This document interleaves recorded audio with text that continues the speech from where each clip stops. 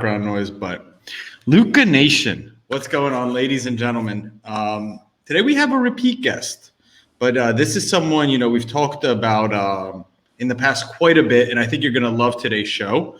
We're going to take a deep dive into kind of the business world of the hobby.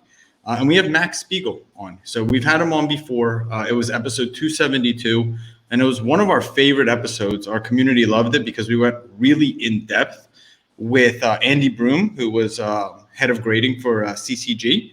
And we talked centering, surface, talked about really in-depth grading. But today we're going to be talking business. And recently they got bought out and acquired, I guess, by Blackstone Capital. I'm going to read you a quote from the press release because this is where I want to start. So Melvin Ike, he's principal of Blackstone. He said, as thematic investors, we look for exceptional entrepreneurial teams succeeding in growing markets. And CCG is a great example of that. We have been closely following the rise of the global physical and digital collectibles industry. This is a company with $650 billion in assets under management for the last several years, and we were drawn to CCG because of their leadership role in the categories we serve.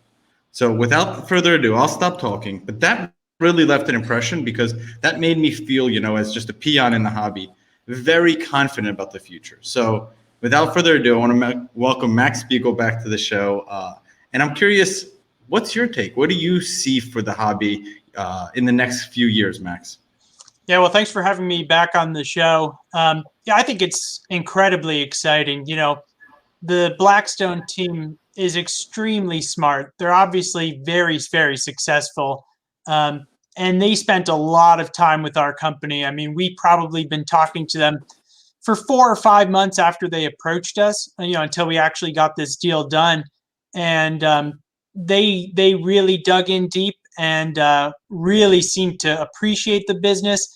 They also appreciate that, there is expertise specific to sports cards, coins, comic books, etc., that they don't necessarily have.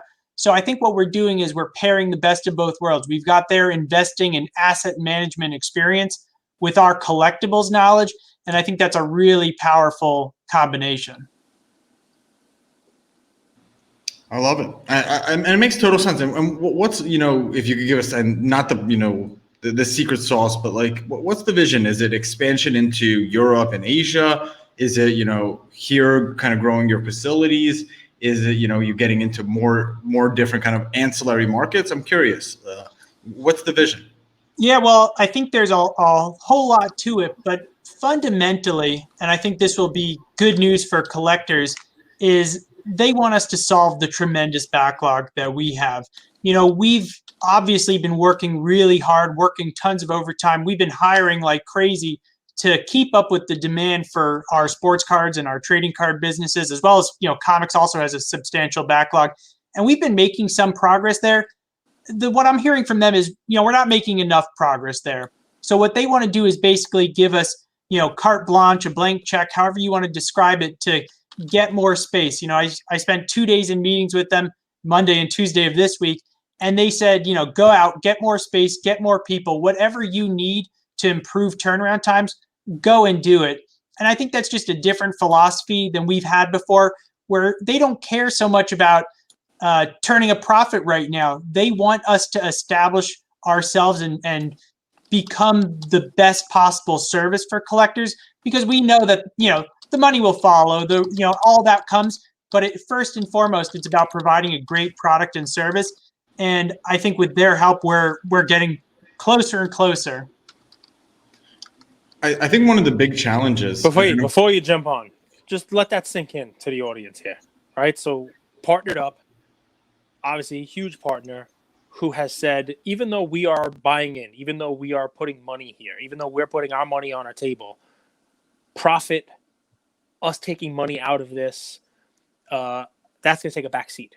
We have a backlog, and you have a blank check. You have carte blanche to figure out the backlog, to be able to expand, to grow going forward. And to me, what I hear as a consumer, as a collector is, okay, these guys have now partnered up with somebody who cares about the end user. It's not all about squeezing as much juice from the berry as you can. It's about making sure this tree survives and lasts for a long time, giving us all berries. I'm going to take the berry thing way too friggin' far, but you understand the point, right? You know, the point is these guys came in and they weren't like, okay, how are we going to maximize profit? It was, we have an issue. Let's solve that issue first. And that's really cool, Max. Thanks for sharing that. Cause you know, we don't get that. That's not public, you know? Yeah, for sure. And just to sort of build on that, you know, our pop report, you know, one of the Blackstone guys, in fact, asked me during the tour, he said, you know, when are we getting that pop report done? So that's something that's really high on their radar. We are building that now, but they want to accelerate. You know, again, what they want to do is throw as much money as they have to build the framework that we need for long-term success. And we were going on that path, but it's just going to be a much shorter time frame. So I think pop report, registry, new online submission form, coupled with better turnaround times, I think that's the 6-month plan. Like that's what people should expect to see from us before the end of the year. Awesome. I mean, look, those are the two things, right? If I came in and I wanted to say, all right, what are the two things to fix? That's the two things I'd focus on also, right? Because those are the two things that are going to sustain. They can sustain growth. They're going to keep people, add more people into your user base. You know, that makes sense. And it's really good to hear. Sorry to cut you off, Andrew. Go ahead and see the next question, but it's important. I mean, like that's huge stuff, right? I mean, we seem to be confronted every day by interesting hobby news, right? You know, and usually it leans towards the bad, right? So it's nice to get like, this is positive news. Yes, there's consolidation. Yes, there's big money coming in, but usually get these announcements, you know, A-Rod is going to buy everything. Okay. But then you don't hear anything else, right? You know, you have this announcement, but it's great to kind of peel back the layers of it a little bit and hear what it means when that money comes in, what they're actually planning on doing. And, you know, it's great to hear that they are actually focusing on two things that a collector would focus on if they came in. Max, do you expect any other fireworks in 2021? Any other big deals? Any other SPACs? Anything like that? Yeah, well, I think so. I think there is so much institutional billionaire attention on this hobby of ours that I don't know if it'll necessarily be in the sports card space, but if you look at collectibles broadly, I think there's just going to be more and more people, you know, entering that space. And I think that ultimately will be a good thing. You know, they'll be entering the space by acquiring companies, investing in the collectibles themselves. So I don't have any inside knowledge into anything, but if I had to suspect, I think this is just the beginning of, you know, big bank, institutional, you know, super smart billionaire attention on our space. And I think that's good because I think for anyone who's got a collection, you want to know that the people who are buying those Warhols and Picassos are now buying sports cards and coins. Are the Blackstone guys collectors? So like I picture them one of two ways. Like I either picture them as like, you know, they grew up, they were huge collectors. Now they've made some money in traditional finance and they're like, wow, this is kind of cool that my passion could kind of intertwine with what I do professionally. Or are they just big wigs, you know, really, really intelligent, really smart. They know the market behavior really well. Which bucket do they fall in? It's a mix of both. You know, we've got one guy from Blackstone who we work very closely with who loves Yu-Gi-Oh cards, just super into Yu-Gi-Oh cards. And that extends into other areas. Like he just gets collecting. Now, the other ones that we've been working with most closely don't really collect the stuff that we serve. But one of the things that struck us about them is that they understood our business very quickly. And they also didn't try to push, you know, sort of their own philosophy onto us. You know, they want to help. They want to bring in operational consultants to help with the backlog. But they also know what they don't know. And they would never tell us, here's how you grade a card or here's how you build a holder for it.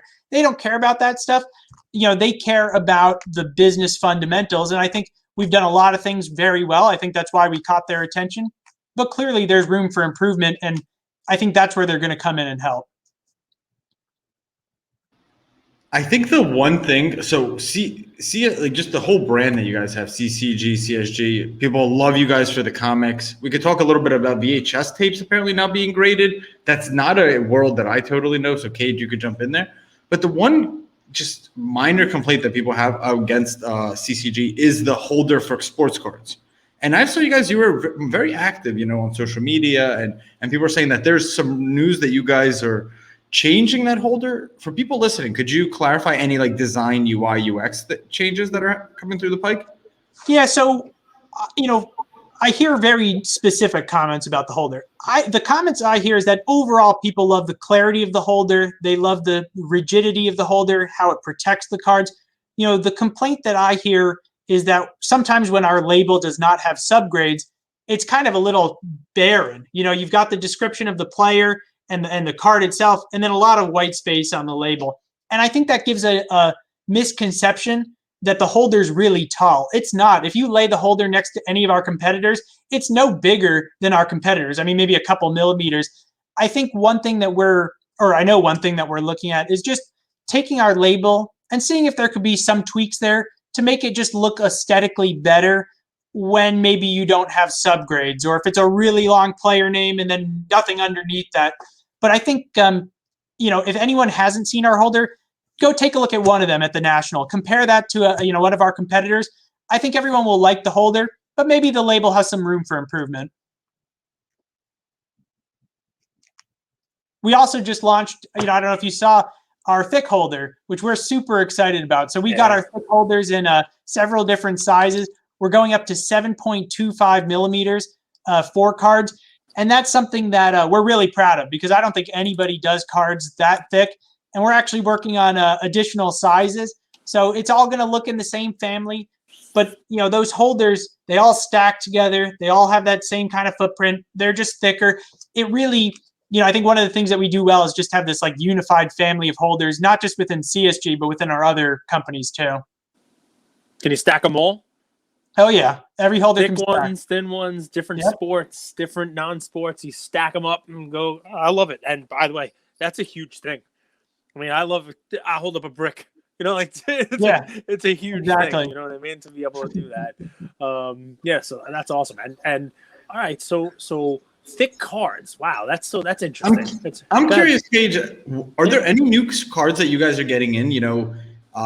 You guys really have gone heavy into sports cards. We'll say the last 6 months. Is that fair to say? Yeah, we launched in February. So what's that? 5 months. What are some cards that you're getting that you're getting so many of, and you were surprised you didn't see that coming? Is it modern? Is it baseball? Is it NBA? Can you give a little peek to our audience, kind of behind the scenes? Yeah, unfortunately, you're asking the wrong guy. That's an Andy Broom, who's our senior grading finalizer. He'll know more. I can tell you about the business. I can't. I don't pretend to know anything about the about sports cards themselves. Okay, well, and national. So something PSA just did, and I'm curious how you guys think about in-person grading at huge events. Mm-hmm. Well, one, will CCG have in-person grading at the event? And two, if you just talk about that, right? If just the huge markup in price for in-person grading when the facility is shut down. To some people in our comments, we were telling them we were going to do an interview with you. That kind of left people with a bad taste. So I'm curious, will there be in-person grading for CCG? And what is your take in general on that? Yeah, so we will be grading on-site at the National. The fee will be a bit higher for that fast turnaround time, which is typical. If you're submitting to our office too, you're paying a higher fee for the fast turnaround time. One of the things that was really important to me, as well as to the rest of the team, was that we wanted to make sure to keep working on the office submissions while we were at National. So I think, if anyone's thinking about submitting to us at National, submit as early as possible. We're not bringing every single person to the National because we're going to keep working here in the office. We're not shutting down. We're not losing a day of productivity. We're going to be working here, in Sarasota on Saturday and possibly even Sunday during the show. We are sending a handful of people to do that on-site grading, but not at any significant expense for the people who have been waiting, on our office submissions. One thing I wanted to, so I got in this, Max. I was just I was the little guy. Cage always talks that he's in favor of the little guy.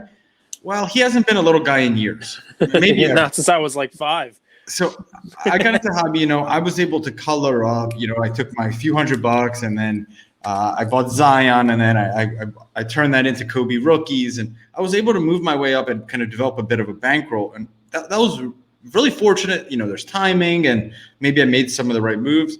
But a lot of people this year, that are collectors or investors, however you want to deem them, they're seeing the rich get richer, but then the hobby in general, the or kind of the bottom, and they're worried that now with grading is getting so expensive, you can't resell cars like you could.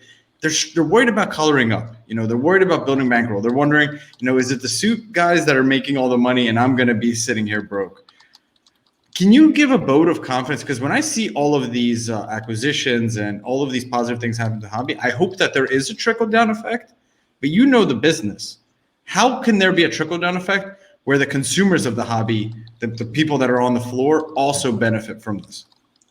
Well, I think, the end consumer, the average Joe collector, they're critical to us. We can't run a business with 50 big customers or 100 big customers. We need to serve thousands or tens of thousands of people. And right now, across all of our verticals, we have tens of thousands of collectors who are submitting to us. And we know they're critical to our success. And so that means doing right by those collectors. And, a lot of us are collectors ourselves. So unfortunately, our costs have gone up. I think a lot of people's costs have gone up, and we do need to, obviously we need to cover those costs, but we're not looking to gouge anybody or make any extreme changes. We're looking to offer a really, really high quality service for a fair price. And I think our services give different price points where it's affordable to essentially anybody. And we want to keep it that way. We've never shut down any grading tiers. We have no plans to shut down any grading tiers. Our cheapest tier for CSG is still $12 a card. Wow. Never shut it down and still have a $12 per card. It's impressive. It's impressive stuff. Go ahead, Andrew. So what are the things that, like, if I kind of wanted to put on my CEO hat before this conversation, and I'm running a grading company, right? One of the biggest challenges is training graders, right? So like, if I'm Henry Ford, I get engineers from university, right? I just hire them right from the best universities. Well, I'm not familiar with any grading university. And I had a business concept, and I wanted to run it by you, see what you thought, So one, I'm curious if grading companies are considering opening satellite offices in Europe, Asia, and Australia, and some of those regions. But two, like kind of like a CSG, CCG grading satellite facility where you train people kind of all around the world in the art of grading, create little satellite campuses. And in turn, you could cheaply, with low overhead, open up grading facilities all over the world because there are collectors all over the world. One, I'm curious, do you agree with that? And two, like Europe, Asia, and all that stuff, do you see grading companies starting to move into those regions? Yeah, well, so on the, just acquiring and training new graders, it's funny that you mentioned about there being no university. So we actually saw the same thing. We saw that there was no real university for this. So we actually started the CSG Academy, and we held our first event in Sarasota at the end of June. I don't know if you saw that announcement, but we had about 100 people come here for a 2-day event where we had Andy Broom, Weston Reeves, and other top graders teach people about the grading. So the goal was that they would actually learn a lot about becoming a better grader themselves, how to submit, how to be more effective. But it also gave us a great opportunity to figure out who had a skill that we wanted to bring on board. And so that's been helping us, as well as other initiatives. We're paying $2,500 hiring bonuses. It's been helping us to scale up our grading really, really quickly. And we've added a ton of graders. So yeah, we figure, look, we got to go out and we've got to train the graders if we want to find those graders. And we also just have different marketing initiatives to sort of find the people who already have some talent. As far as expanding to Europe and Asia, we've done that with coins and paper money. It wouldn't shock me that sports and trading cards should be next. I think it's a global market. I think the challenge is there's a lot of demand in the U.S., and expansion would potentially affect our ability to service the demand that's already existing in the U.S. So there's a time, I think, for that. But right now our focus is, all the hundreds of thousands of cards that are coming in, getting those done in a timely manner. And I think that has to happen before we could start adding even more cards into that pot.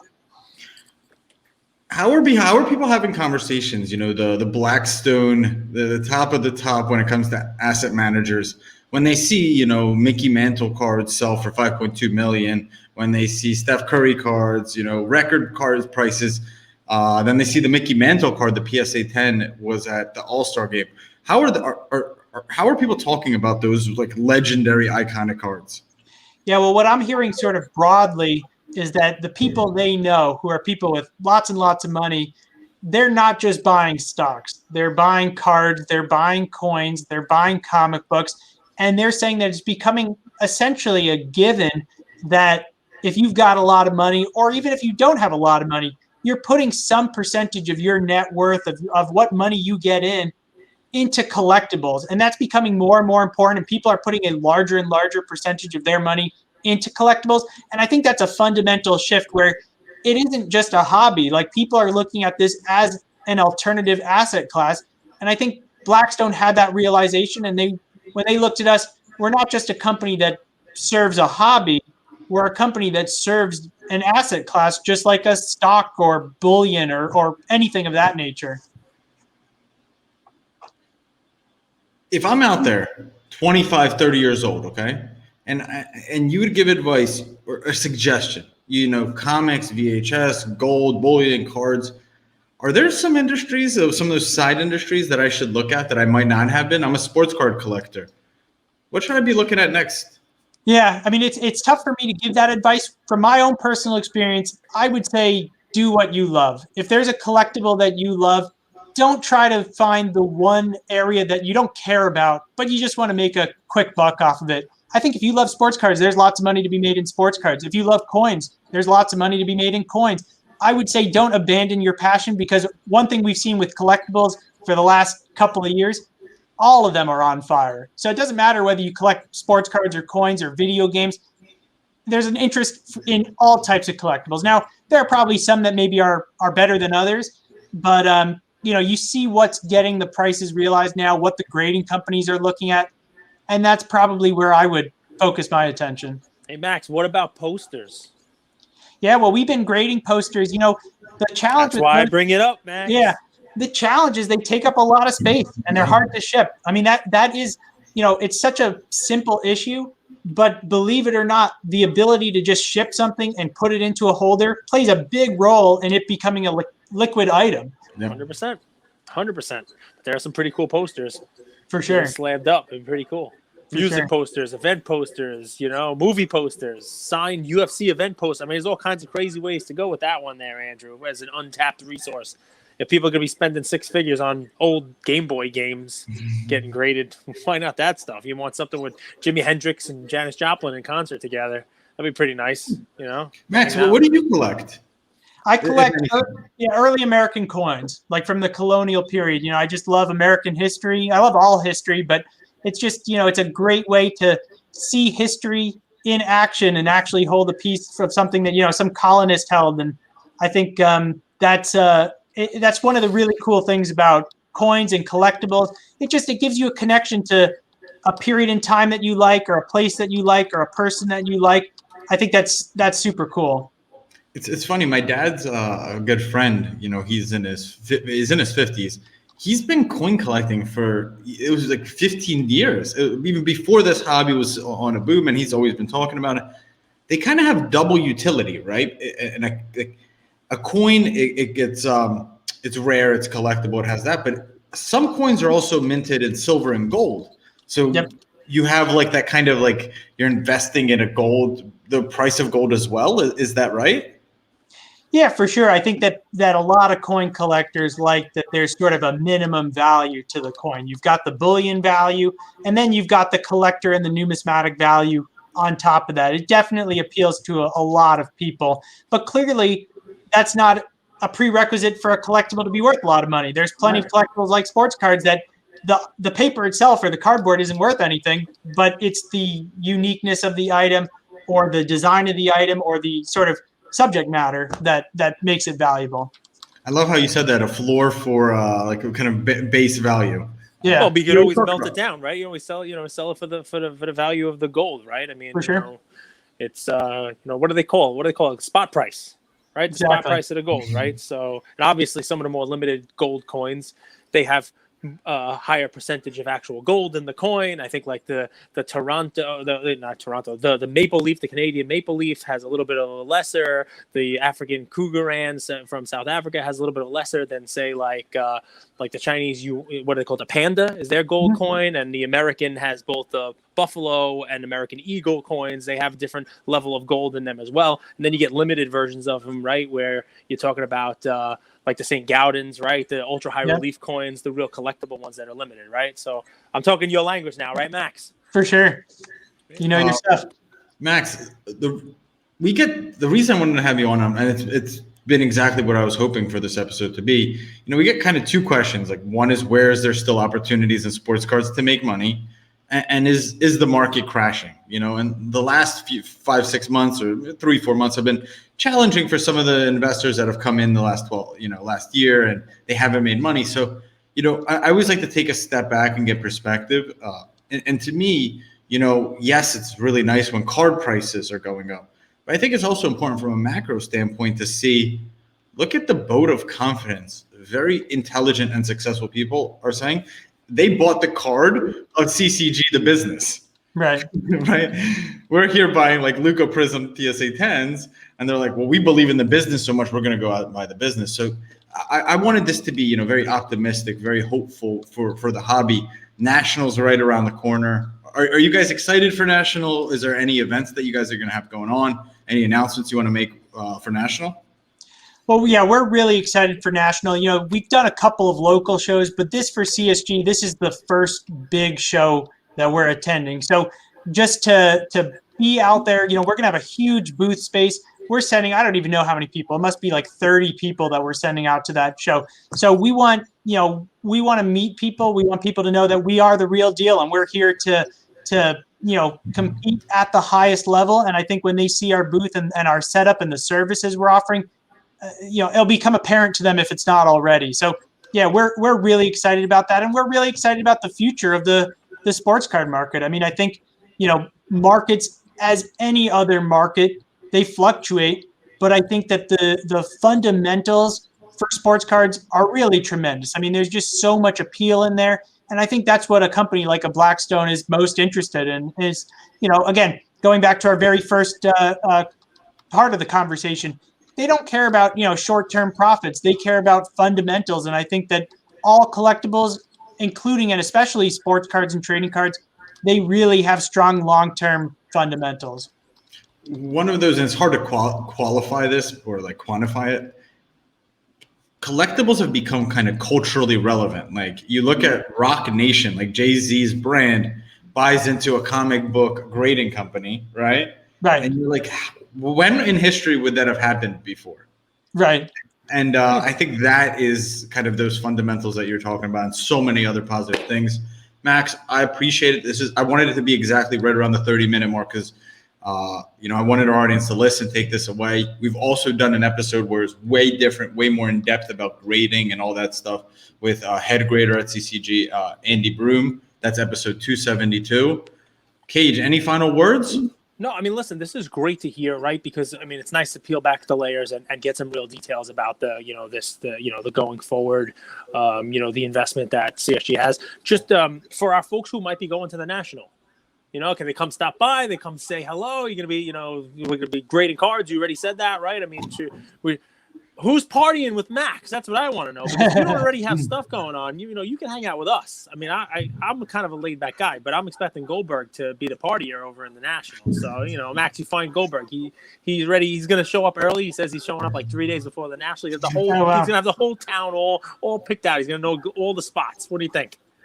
Nice. Yeah, well, that sounds exciting. I think, we will, people should definitely stop by our booth. I think it'll be a fun time. I think we'll be very focused, though, on working and getting people's submissions done quickly and with the best possible quality. Beautiful. Thanks, Max. Thanks for joining us. Thank you. Thanks for having me.